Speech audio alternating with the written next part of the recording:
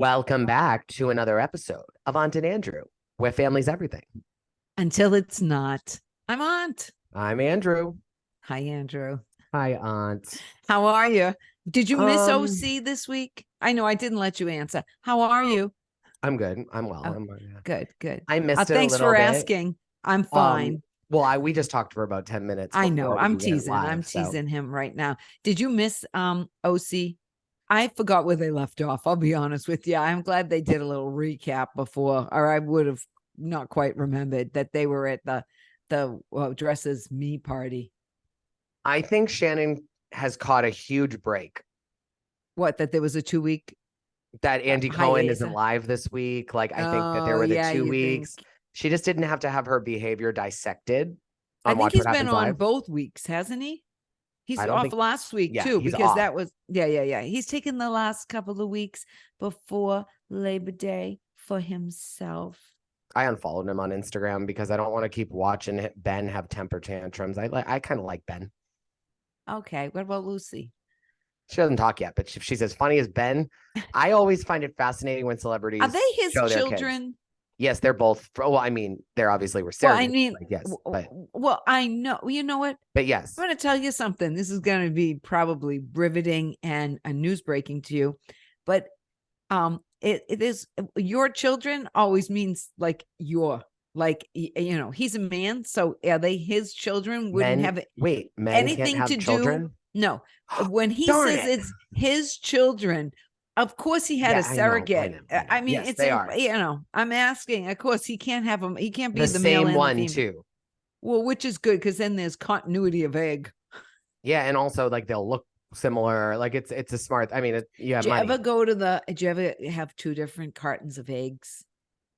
And you have to use 2 No, I get the batches? same types of eggs. No. But like, even if you get rid of the carton and you need like one more from the new one, it's never quite right. I throw it away if I have one. That's smart. Or I'll make one egg. So this is why it's smart. He had the same eggs, sort of from the same carton. Totally. Well, okay. There's our lesson for you. Our biology lesson. What did you think? I mean, I was blown away. You were blown away? I thought it was a little boring. It was Shannon? A level. First of all, I still don't know what anybody said. Do you? Okay. Not really. This is my thought. Not really. We pulled a lot out of it. There was a lot of pulling. Now, maybe it was like book 6 of Harry Potter. 5 was great, 7 was great, but 6 was just okay, only because it was bringing everything together. We're on episode 11, so we're probably only got 4 or 5 more episodes left. I would guess. Before the reunion, I bet you we're getting close to the end. Yeah, it's episode 11. What do they go to? 16, 17, 18 max. They never go to 20, do they? Jersey went to 20 only because like there was so much. Okay, I'll let you talk. I think they'll go to 16 plus reunions. Yeah. Maybe probably 2. I don't think there's been enough for 3. No, I don't either. Unless a bunch has happened since. We don't know. Yeah, or like in the final 5 episodes. Right. I just unless we find out Jenn and Eddie are sleeping together before the series is over, like Vanderpump. You know, unless something else came to be. Yeah. I have to say I really appreciated Ryan's joke with Eddie. I thought that was funny. It was. He came in, at least they came in like natural this time. They weren't all uptight. Shannon, for me, Did we just jump ahead? I think that what we noticed was we started off with Shannon and like, I guess I just don't understand. I don't either. I don't understand any of it, but I do like the idea that her phone needs a breathalyzer. That was so funny, but what I guess I just don't understand is that we live in a world, whether you agree with it or not, that cancel culture is super real. We all know that. Mm-hmm. Woke culture is super real. It's directly connected with cancel culture. Right. And I just question people's, it's not about anyone's political ideology or their view on marginalized communities. Whatever. It doesn't matter. I question people's common sense, whether you believe in something or you don't, but you know that it exists, that you would be so stupid to, because that's all that's on Twitter right now, is talking about this Fiesta and screaming hola the way she was. And I just am like sitting there being so like, you can't say hola. Is it culturally inappropriate when you live in Southern California to say the number one language, hello? I think it's inappropriate to use a different language when you're not just using it. Like, it was a novelty. It was just like I hate to say this, there's nothing probably truly Mexican about Shannon Beador's Fiesta that she stormed out of 4 times. Yeah. No, and the tequila is probably not even authentic that they would have in Mexico. So when I have my landscapers here, like I did yesterday, and they say, and I walk by them, you're and talking to them. Hola, ¿cómo está? It was different. That's they different. Speak Spanish. You're talking to them. You're not and like, they answer me in Spanish, and we have a tete-a-tete, which is French. Yeah, but exactly. But you try, like, I think that's you, like, also just like being pleasant and being like, they don't speak English. So I'm going to use the correct Spanish words. Now, if you stood out on our listeners obviously haven't been to your home, but if you stood out on your deck while they're doing your lawn and you just started going, hola, with like tequila, that would be weird. Yeah, that would be I don't think you'd do it. No, I wouldn't do it. No, exactly. I wouldn't. Unless I had a lot of tequila, and I think they had a lot of tequila. Yeah. And I just think that, I think Shannon tequila almost needs to be a classified drug, actually. I'm just telling you, it's serious. When you start doing a lot of shots of tequila, it can get ugly quick at a whole other level that no other alcohol has. Yeah, I mean, I know you're sober. Everything in sight, so I don't really have a. But I mean, tequila could almost be like a class 4 drug. It needs to almost be a controlled substance. It's at a different level. Tequila. There's a reason why I drank liquid candy when I used to drink the Fireball, because it wasn't as strong as a tequila. Yeah, I know. If I had tequila, I wouldn't be able to drink as much. I'd be drunk sooner. Yeah, right. That's what I get. I'm still not sure what the problem is, though. So let me explain it to you. No, I get that they're all talking about John and their relationship, and she's worried about John, but I think that she's having a irrational reaction to whatever it is, and it's making it worse because I think she doesn't have anything else to say, so she's trying to make it better than it is. And she knows they're having problems. Yeah. And she knows they're having problems anyways.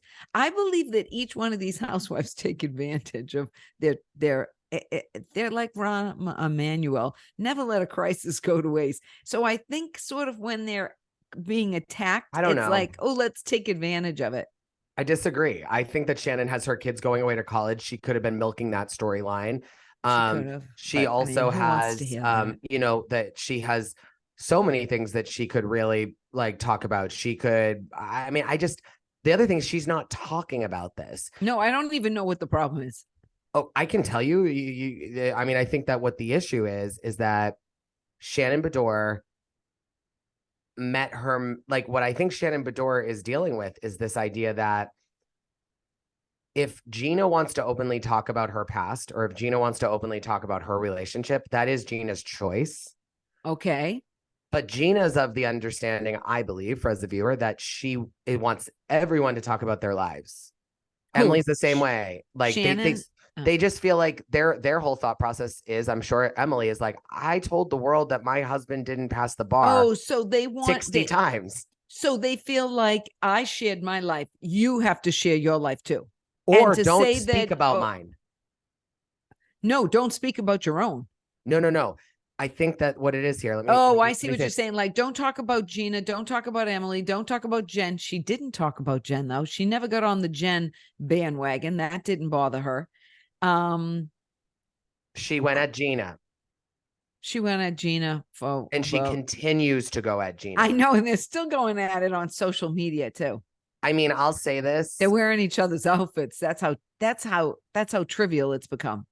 As you know, I just interviewed Gina for my other podcast. The episode's coming out the Wednesday after Labor Day. Oh, nice. That will be fabulous. I hope everyone tunes in. But what I'll say is that I just think that there's, I can sense Shannon's frustration because they are being ambiguous because what they're trying to say is so ambiguous. And listen, this has been going on now since though. Yeah, but listen, we've been talking about this since Vicky showed up and she wanted to whoop. That was 2 episodes ago. We just had a week off. No, and we had a week off. So it's like 3 weeks ago. Listen, America collectively has ADD and attention deficit disorder. That's the same thing. ADD is attention deficit disorder. I don't agree with you here. I think most people understand what's going on. No. But I mean, a lot of people don't remember 3 weeks ago is what I'm saying. They need to be recapped. I'm just saying, I'm having trouble. Okay, well, what I'll say is that I just think that there is this idea that I'm just saying Shannon feels that she can keep the issues that she has with John private. But I think that Shannon is, unfortunately, she's vented to all of these people about John. And now the roosters are coming home to roost. Well, the thing about vents, they go into other rooms. Yes, of course. Well, I learned true. That. Oh, I used to vent to everyone. Yeah, You can't. No, you can't. No, you can't. You can't. Well, you can't call everybody when you're drunk and talk and not remember what you said to anybody, because it is the truth serum. Let's face it. You say and do things you would never do if you were sober. And that doesn't make it really necessarily the truth. It lowers your inhibitions. And they're there for a reason in life.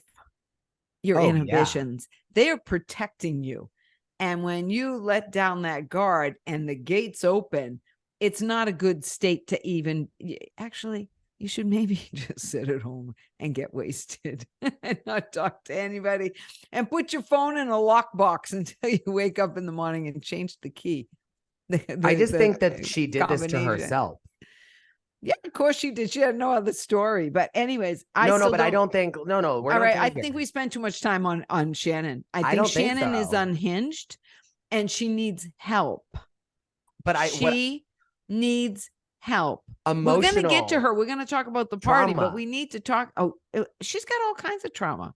Of course she does, and I think that the problem here is that it all came out that like she has it. Like what I will say is this: she has.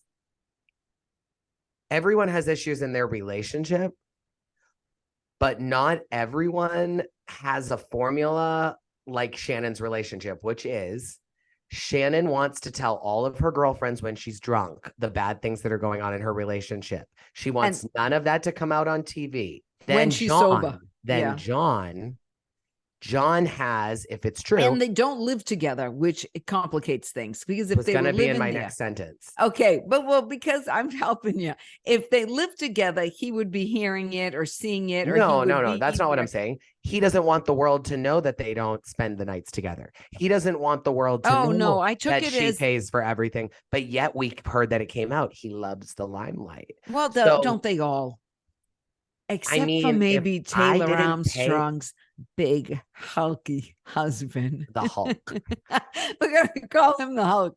He's big, beefy, hulky husband. I just think that Shannon is in a place. I think Shannon's in a place where she wants to respect keeping her relationship private, but she can't handle it. She's telling all the girls when she drinks. I get what you're saying. Okay. John wants to keep all their stuff private. But at the end of the day, it's not like he doesn't want to film. He wants to film, but he only wants to film the moments that are going to make him look good. And again, this is where like Bethany Frankel is creating this culture where like reality TV, you can pick and choose what comes out. It's like, no, if you want to pick and choose what comes out, go and join your local volunteer organization in your town and control the narrative. Don't go on a television show.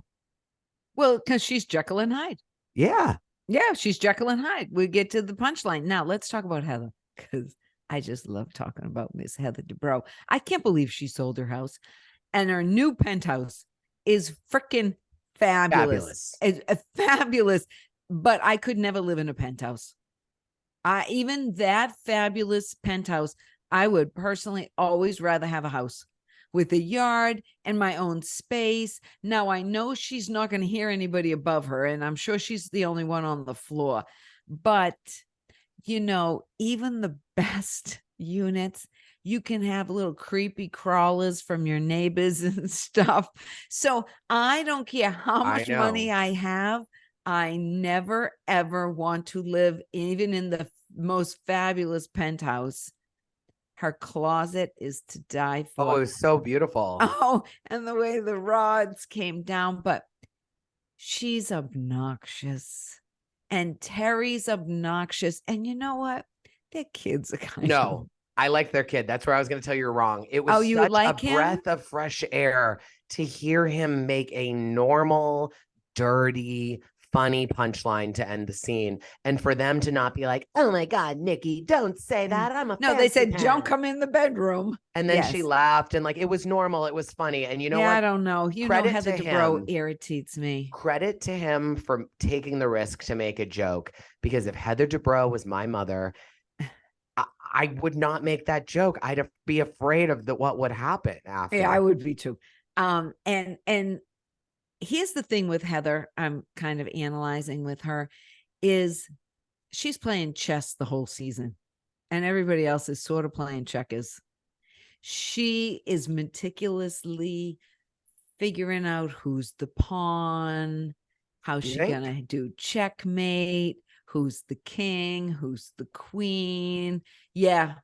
She's got like the whole board is in front of her and she's just plotting a little bit, where the rest is just playing checkers. They're trying to jump over each other. She's much more meticulous in her approach and her pouncing. Like, she's thinking about it. She's thinking it through. She's thinking 2-3 steps forward, and the rest are just reacting. Like when Emily was there going, I'm not having this conversation on FaceTime. Like, she wasn't thinking of that. That would never happen with Heather Dubrow, because she's not capable of ever losing that much control, because she is ice and she's always in control. She's not going to lose it ever. I understand that. I just think that Heather is getting, like, as much as I don't care for her that much, she is getting, I mean, in this whole Shannon conversation, if Shannon's going to be mad, she just has to sit the group down and be like, I've heard that you've all talked about it. Okay, but here's an analogy. Now, she doesn't want anybody to know she's selling her house, though. But she wants everybody to know about Shannon's personal business. That's kind of a juxtaposition there, too. Think about it. There's a lot of hypocrisy there. Like, I'm not going to let anybody know I'm moving and selling my house for a record $55 million. But I want to know everything about your relationship. That is a little bit disingenuous. So I'm going to tell you why I don't think you're right there. I think that Shannon, or the thing about Heather, she's telling viewers, she's telling in her interviews. Oh, she's filming about it. So she's letting us into that fourth wall, sort of.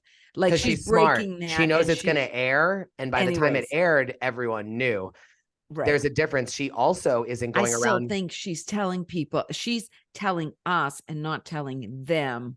But when they tell her something in secret, she's telling us. But was it in secret? See, that's what I think is the gray area here. If Shannon's calling people drunk and doesn't remember, do you think she's starting off by saying, please don't tell anyone this? No. So I don't. Going, rah, and so, and I also think that. I also think that I will say one thing I really, really, really noticed. No, stop. I really, really noticed at the end with Shannon. Yeah. I guess she can. I do think she can be fun, but I really noticed this episode that unless it's about her, and I mean, Tamra's been talking about it forever. They've all mentioned it.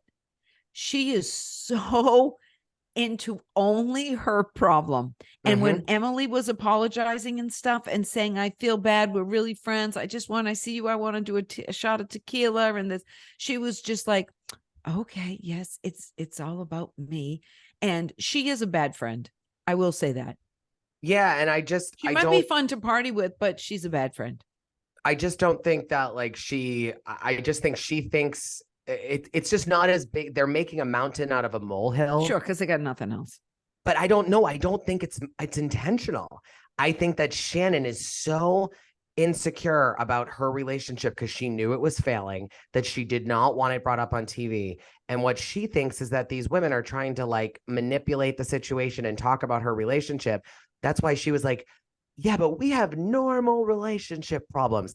And when all of them in their confessionals or whenever she said it, they all said, oh, okay, we never once said that it was not normal relationship problems, but we want you to say that. Like John and I stress out. But Shannon was like trying to think that they were assuming that it was abuse or this or that. Yeah. Right. And so it's not. So I just think they're on different pages. And I hope now we'll see over the next 4 or 5 episodes that Shannon starts to see that. I don't think she's had a come to Jesus moment. I don't think so either, but I don't think that she needs to see that it wasn't a calculated effort to try to make her look bad. It was a calculated effort to try to get her to be real. Well, I just want to say this. If she had 6 extra plates at her tequila party, taco fiesta party, she could have invited me because I would have been fun. Okay. I just want you to know that. Like, I don't know why she didn't call in Vicky at the last moment or something. Wouldn't you think? That'd be some people she could have invited. Whoop it up. What Vicky about the people that, so like the funny part is she's like, all my friends outside of the group are coming too. There was one girl there. I know. I felt bad. So why aren't we talking about the other people? Well, no, they were, she said there was supposed to be 16 and there were only 10, 6 weren't coming. So, and oh, that's right. John and I keep on forgetting that Taylor Armstrong's part of the series. I know. She doesn't have a peach, does she, in the opening? No, she's like, she's brought her on. She's a friend. They brought her on, and they will not be bringing her back. I can guarantee. No, they can bring her back. I do. No, they won't. They won't spend the money. I want to say that the fact that Emily missed the taco party was proof she was pissed because she never missed a taco. She doesn't. She said that. I was wondering where that was. I know she loved that. I know. And I thought it was interesting at the fiesta party when Taylor says, "I'm trying to figure out who I can trust with this group." And I wrote down, Taylor, you can't trust anyone. And that's the truth. And to think you can, who do you think she could trust when she was on OC? Just basically Kyle. You mean Beverly Hills? Beverly Hills. Kyle was it. Yeah. Vanderpump. They were close then. They were all really close then. Yeah. But I think Kyle was her girl. It wasn't Kim Richards. It wasn't Kim Richards. But I mean, when everything came out about her husband and stuff, she had one real enemy. That was Camille Grandma. We don't say he beats you. We don't say. I mean, so I can see where Taylor would have real trust issues because at the first drop of the hat, they did all went after the fact that Russell was abusive. Housewives of Beverly Hills. I just think that that's the challenge with reality TV. If you're going to put together an ensemble cast and you're going to say, we want you to show your lives, you can't force people to do anything. No. So if you have personality types that, like, if I was on a show, maybe 5 years ago, I maybe would have been more reserved because I was living a life that wasn't super healthy and I had a lot to hide. Mm-hmm. But if I went on a show tomorrow, I mean, you'd be full open because you had no secrets. I don't have secrets. I'm not really ashamed of things. And so I think when you have different people at different places in their lives on the same show, you're bound to have people that open up more than others. And I think that it's hard to kind of gauge because I can see Shannon's perspective. There should be maybe things that are, that you don't bring up, but I don't think having arguments with your boyfriend is one of those things. Yeah, I agree like the boy who cried wolf in a way. It's kind of like you can't try to manage the narrative for things that shouldn't be managed. And then when there's a big thing, think that everyone's going to have your back. You have to create like something that's private and something that's not. And if everything's private, then I don't know how you're going to be able to share your opinion about other people's lives without them saying you don't share anything. But don't you think that Taylor Armstrong should almost give a seminar or class to she should be talking to the Housewives of New York or something of what to expect because she had the worst experience almost in a lot of ways. She really did. She did, but she didn't stay on the show. Experiences when your husband kills himself in the middle of the season. I mean, that's a bad experience. And she should, I'm actually, when you think about it, I'm really surprised that she came back at all. Like she had nothing to gain. Really. I don't know. I don't know if I would have. I can see doing like ultimate girls trip type of stuff because that doesn't get into daily living. That's just, She was boring there too. She was wicked boring. She is boring. But also, boring. Suicide, tragedy, trauma changes you. a new marriage changes you. So maybe the same fun Taylor from Beverly Hills is no longer that person. Then either. She just liked to eat. She was unhinged. Candy though. She was in a suitcase crying on the patio in Malibu, that whole. But those moments probably don't happen anymore. No, they wouldn't. Those were so authentic at the time. That's wouldn't what I'm trying happen to say. Today, right? They wouldn't. And remember, they're just far enough back before social media had completely taken over everybody's world. No, for sure. I mean, because season 1 of Beverly Hills has to be almost 15 years ago now. Yeah. And she was in the first season. So, I mean, you go all the way back to the Maloofs and that's a long time ago hey Siri, when was the first year of Real Housewives of Beverly Hills? Here's an answer from Wikipedia. 2010. Okay. So we're going on it's 13 years, 13, 14 years. Everything has changed. The TikTok, the Instagram, all of these things, the social media impact. Everything's changed. That's why I just think it's not comparable. It's the same way that like when Bethany talks about the ratings when she's with Jill, and then Jill explains to her, don't go off of what the ratings were when you were on the show, because when you were on the show and I was on the show back in season 1, 2, right, the only way to watch it would be live on Bravo and to record it. Right. I don't even know if on demand was available then. Right. And so it's like on demand then came like right away after. And if it did have on demand or something, it was like when the season ended that you could go back and watch it all. It wasn't that you like had to do your Bravo. DVR at the time. You had to TiVo it. Yep. If you're in if you're in a different state, you can log in like with your cable providers, log in, you can watch it. Like, and those don't count. Exactly. And then that is why they showed it so many times, because there were because before, if you remember, you'd have just like a day like today, you would just have all day of the episodes of that, whether it was this season, the season before, the season after, the season they didn't tape yet, whatever it was. And it's very different. Everything's changed now. Like I said, I'm still sort of surprised she came back. I am too. And I think that, and she hasn't added anything. Yeah, exactly. And but she doesn't know who she's going to trust. I did think there was a complete waste of tequila when they went around, they were using the water gun. Yeah, totally. I didn't really understand. I hope there was just water in there. That was a waste of tequila. And it was interesting though, when Shannon and Emily were talking at the end and they previewed, they went foreshadowed. It's not foreshadowed, it's in the front. Anyways, they went back and talked about when Heather Dubrow went, Terry, do you think you should call an ambulance? I think she's having a full psychotic breakdown.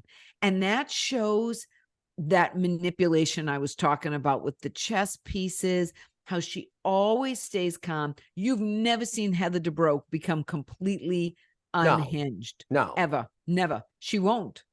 She won't. Because she's very, very aware of the camera. She has a block. Yeah. She's not going to ever do it. And if she has one tear, it's manufactured. Yeah. No, I agree. Yeah. What did you think? What did you think about, because like for me, hearing Shannon scream, like storming out of getting ready for her party, then screaming at her party, hola, fiesta, all this stuff. And then you have like just sweet, kind, empathetic Emily, who is elevating the stories of people that were wrongfully imprisoned for crimes they didn't commit. Decades, yes. And you know what? Like, that's something that I have to say to people. Like, you may not care about, everyone has their opinions of Blue Lives Matter, Black Lives Matter, all those things. This is far beyond that. This is like people literally being sentenced for a crime that then with DNA or an admission of guilt is proven that they didn't do. Meaning, no, I know that totally. Totally. No, wrongfully, it happens, and thankfully, not nearly as much anymore. Totally. With DNA and all of the cameras and everything we have, unfortunately, so many. It's happened to so many. It's scary. I meet people, and I'm like, oh my gosh, too many people have been imprisoned for crimes they never committed, and that's horrible. And I thought it was nice. I also, I have to say, and I obviously have a soft spot for her, but I just continuously applaud Gina. I mean, I just think that, you know, she wasn't in a lot this episode. But what Shannon said about her, if it was true, it shouldn't have been shared on TV. Totally. And then Shannon, I don't believe it. I don't believe it was true because we never heard that. Do you think that it was true? I don't think it's true. We never heard it, but then Shannon said she didn't even say it. Oh, I know. And she did. So like we saw it on camera and all the women at the table are like, I know, especially Jenn. That cued me in. Because Jenn was trying to get right in there to make sure somebody else had a bigger egregious activity against them than she did. I also think Jenn did not, you know, it's interesting when you think of it that way. Jenn didn't tell.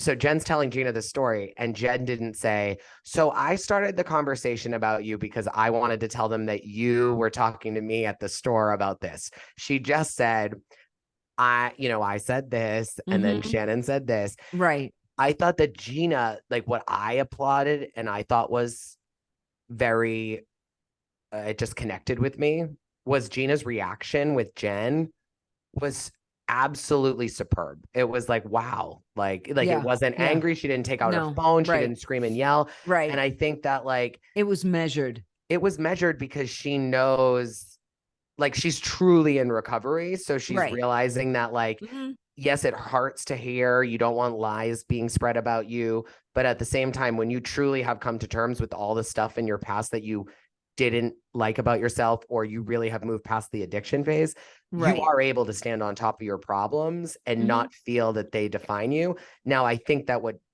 Gina's going through, which is, it'll just be time will tell. I don't think this conversation's over, is that like, there's a big difference between being on TV, getting drunk and saying something like, even what Teresa did when she was at the party and she said to them like, oh, I heard, you know, Jackie's husband goes to the gym in Tennessee. Oh, yeah. Right. That was something where she's like, I heard it from a friend.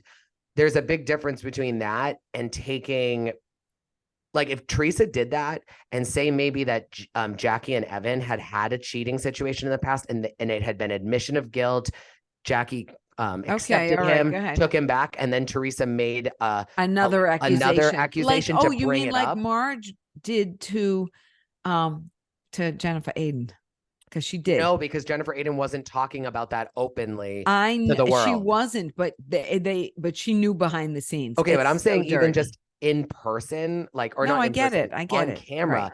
Yeah. For me, it's just like, Shannon, I know you clearly you're going through a lot more than anyone knew at the time because you've since broken up with John. Yeah. But all I can say is I believe that Shannon owes a public apology to those that are in recovery, that she is allowing her discomfort and anger that her petty relationship problems are being brought up on TV, that you find it appropriate to pull a scab off of wounds that someone is healing, that they've also been open and honest about with the world, from her DUI to the domestic abuse with Matt to everything that she's gone through in between. Gina has opened up. Now, maybe not minute by minute as it was going on, but she's shared it all now. And instead of just saying, Gina, I don't like that you're doing that. You've been through a lot in your own life, so you should understand where I'm coming from. She's bringing up old stuff and also fabricating stories. Okay, but I want to say this about Shannon. I will say this. When Brooks was sick, she knew all the doctors to call. And when Gina got arrested and put in the slammer for 24 hours, and I just want to say, if I got arrested, I wouldn't last 23.5 hours. I wouldn't last a half hour. The other 23.5, I'd be in a coma. I lasted like 2.5. It was cold. And I was just yelling from my cell going, let me out of here. Because it was cold. I had shorts on. It was August. And quite frankly, like, I mean, again, it wasn't like this major thing, but it's I wouldn't really last sad. at all. I wouldn't it's last really at sad. all. Yeah, I wouldn't last. I'm going to tell you, if I had to be in prison 24 hours, the first half hour, I would have myself in such a panic that the next 23.5, I'd actually pass out. Okay. I asked for bread. They didn't bring it. Well, I'm going to say that she is one of those people you can call, and she has a Rolodex of people who can get you out of trouble. whether it's a doctor, a therapist, an acupuncturist, a lawyer, whatever. But I don't think that this allows you to like have this like that. You don't owe Gina doesn't owe you something because she doesn't know. She does owe her some gratitude. She has thanked her. That then and it's past and it's time to move on. Put it to rest. Yes. You can't do someone a favor and they thank you and time moves on and feel that you're indebted to them for the rest of your life, unless they gave you like a body organ. Because I'm going to tell you, when I got in trouble, someone maybe at the police station, maybe they worked there, gave me a card of the attorney I used. Oh, well, there you go. A friend of mine, maybe that person might have helped you. Maybe. Yeah. And I said, thank you. But also I had someone who I know who connected me with Jay Carney, who was Whitey's attorney. I know who he is. Very expensive. Yeah. And I didn't use him. But at the end of the day, could you imagine if like the person that recommended him or even Jay Carney like held resentment against me because I didn't end up using him as my attorney? Like, you say thank you to someone, you move on, and that's it. That's called life. Yeah. But you should be great. I don't know. If you need to be gracious. If you need to have a parade whenever you do someone a favor, you need a parade thrown in your honor, then don't do people favors. No, I totally agree. Well, I think we beat that horse. I mean, and you know what? Just like, bravo. Thank you for showing us the difference between Emily and Shannon. We have Emily literally helping people that have been wrongfully incarcerated. And 5 minutes later, we have them screaming Fiesta. Yeah, I know. It was a good juxtaposition of what's really going on. I agree. Oh, well, next week, another episode. Totally. Another episode. And the mid-season trailer for New York has come out. And all I can tell you is, are they going to have fun nasty. Finally? Oh, no. It gets real nasty. Uba gets into fights with Erin, screaming, yelling in her face. It gets real intense. Oh, good. Because I knew they were never going to have fun. So at least Sai gets into it with Erin. Sai defends Erin. Sai jumps onto team Erin, and then they have a big issue. It seems like it gets better. All right, good. I hope so. Well, I hope so. I'm infusing a little optimism. I know, but I want fun. I'm telling you, I just want somebody to stand on the dock and go, turtle time. That's what I want. I long for the old days. I want to go to bed. I mean, we're not having any of that because of social media, because this franchise is very long, a decade and a half now long, and everybody knows what they're supposed to do. And there's no genuine in New York authentic experiences occurring. They're all very manufactured by people who are very, very conscious of the cameras, and that this is going to live in infamy, where Alex McCord and Simon Van Kampen never thought what they were doing would live in infamy. Even Jill and stuff, they didn't know what was going to happen with the first season. Listen, the first season of The Real Housewives of OC, when Vicky Gunvalson was outside yelling, "You sent a family van," she didn't know that was going to become a phrase for 15 years. Totally. The same way Jill Zarin thought sending Allie to camp in a private plane was going to look glamorous. And instead people said, you're shipping your daughter to fat camp on a private jet. Exactly. But see, everybody is so conscious of what they're doing now. There's no real authenticness. That's what I tell you all the time. Everybody out there, I tell you all the time, the first season of any series is the best, because that's the only season that they're not conscious of how they're going to be portrayed. Unless you cheat on your girlfriend of 10 years with another cast member. Okay. But that's a whole thing. But I did like what Bethany said, is that they encourage you to have this off the wall behavior. Mm-hmm. And then because you're raked across the coals by public and social media of that bad behavior, they lure you back in by saying, oh, this time you'll be able to redeem yourself. And half the time you can't redeem yourself. And so it is a lot of breadcrumbing.